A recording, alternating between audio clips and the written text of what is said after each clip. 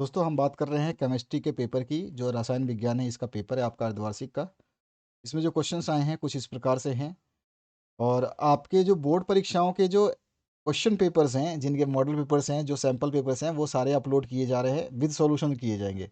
Complete solution मिलेगा आपको, एक भी प्रश्न नहीं छोड़े जाएंगे। तो उसको जरूर चेक कर लेना। आने वाले समय में आप जैसे ही अर्धवार्षिक परीक्षा कंप्लीट होने वाली है आपकी, और तुरंत आपको ये सारे के सारे क्वेश्चन पेपर्स जो है मिल जाएंगे, विद आंसर्स मिल जाएंगे। ठीक है, आपको टेंशन लेने की जरूरत नहीं है। और उन क्वेश्चन पेपर्स को जरूर पढ़ना है आपको। 2023 का जो क्वेश्चन पेपर है मैंने सॉल्व करवाया था, उसको भी चेक करना है आपको, क्योंकि उसमें बहुत सारे इंपॉर्टेंट क्वेश्चन है। और 2022 का भी सैम्पल पेपर मैंने दिया हुआ है आपको। उनमें से आएंगे बोर्ड परीक्षा में प्रश्न, आपको पता होना चाहिए। अगर नहीं पता है तो आप उसको देख सकते हैं। तो यहाँ पे जो क्वेश्चंस हैं, पूछा गया है कांच को अति शीतित द्रव्य क्यों माना जाता है, और चालक बिंदु से क्या अभिप्राय है या फिर क्या समझते हैं। मोलरता किसे कहते हैं, इस पर ताप के प्रभाव को बताना है, और प्रतिलोम परासरण को परिभाषित करना है। सेल स्थिरांक क्या होता है, उसकी इकाई बता देनी है आपको। निम्नलिखित के लिए अभिक्रिया की कोटि कितनी होगी, यहाँ पर हाफ है आपका, ध्यान रखना है रेट। उसके बाद में पर्पल कासियस किसे कहते हैं, जर्मन सिल्वर का संगठन बताइए। KMnO4 में Mn का चुंबकीय आघूर्ण ज्ञात करना है, आपको सिखाया होगा क्लास में आपको। उसके बाद में ट्रांस यूरेनिक तत्व किन्हें कहते हैं, जिसको हम बोलते हैं पारा यूरेनियम। ठीक है, तो उसको आपको बताना है। इसके बाद जो नेक्स्ट क्वेश्चन है, Zn2 FeCN6 संकुलन का आयुपेक नेम आपसे पूछ लिया है। DDT और BHC का पूरा नाम आपको बताना है, फुल फॉर्म बताना है बस। हार्मोन्स को ग्रंथिरस क्यों कहा जाता है, ये बताना है आपको। नेक्स्ट जो सेक्शन बी है उसकी बात करें, तो यहाँ पे चालकता को परिभाषित कर देना है। मानक हाइड्रोजन इलेक्ट्रोड का नामांकित चित्र बना देना है। प्रथम कोटि की अभिक्रिया का अर्ध आयुकाल 10 सेकंड है। इसके वेग की स्थिरांक की गणना करनी है आपको। इस तरह के क्वेश्चंस मैं करवा चुका हूँ आप लोगों को, अगर आपने पहले वीडियो हमारे देख लिए होंगे तो। कोलाइडली विलियन बनाने की ब्रेडिंग आर्क विधि को समझाना है आपको। उसके अलावा समकक्ष जो है यहाँ पर शंकु आपको दिया गया है, इसमें समअवयव की संरचना बनानी है या बतानी है।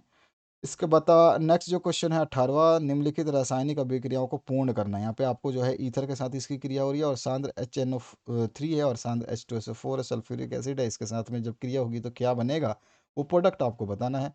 खंड स की बात करें तो H2O एक द्रव्य है, जबकि H2S गैस क्यों, ये हमेशा बोर्ड में भी पूछा जाता है। तो बोर्ड के क्वेश्चन के हिसाब से भी ये क्वेश्चन पेपर बहुत इंपॉर्टेंट रहने वाला है आपका।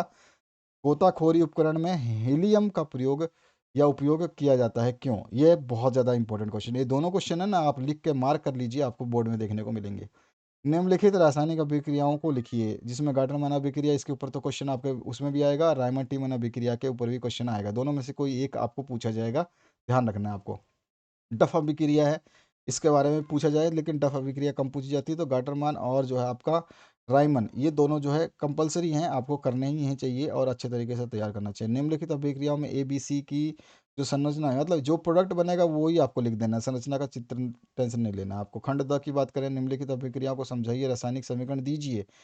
यानी जारो अभिक्रिया और हुंडी सीकर अभिक्रिया, ये दोनों क्वेश्चन भी पूछे जाएंगे आपसे, बिल्कुल पूछे जाएंगे, घबराने की ज़रूरत नहीं है आपको। अथवा पाठ की बात करते हैं, फॉर्मिक अम्ल एसिटिक अम्ल से अधिक अम्लीय होता है, रीज़न बता देना है, समझाना है क्यों भैया ऐसा क्यों होता है। और एल्डिहाइड अच्छे अपचायक होते हैं, ये भी रीज़न बताना है आपको। इसके बाद जो है आपका ए पार्ट में पूछा गया है, निम्नलिखित बहुलकों की एक लक अणुओं की संरचना और नाम बता देनी है। टेफ्लॉन की और 966, ये दोनों हमेशा क्वेश्चन बोर्ड में पूछे जा रहे हैं पिछले पिछले 10 साल से लगभग लगभग। साबुन रहित साबुन क्या होते हैं, उदाहरण सही समझा देना है। LDPE और HDPE का अर्थ क्या होता है ये बताना है, और PHVV क्यों क्या है ये आपको बता देना है। और उसके बाद में प्रतिस्टामीन क्या होते हैं, कोई दो उदाहरण देना है। हिस्टोन का भी पूछ सकता है, लेकिन आपको ये सारे याद रखना है। तो मैं विश्वास करता हूँ कि आप लोग जो इस तरह के क्वेश्चन पेपर्स को जरूर रेडी करोगे।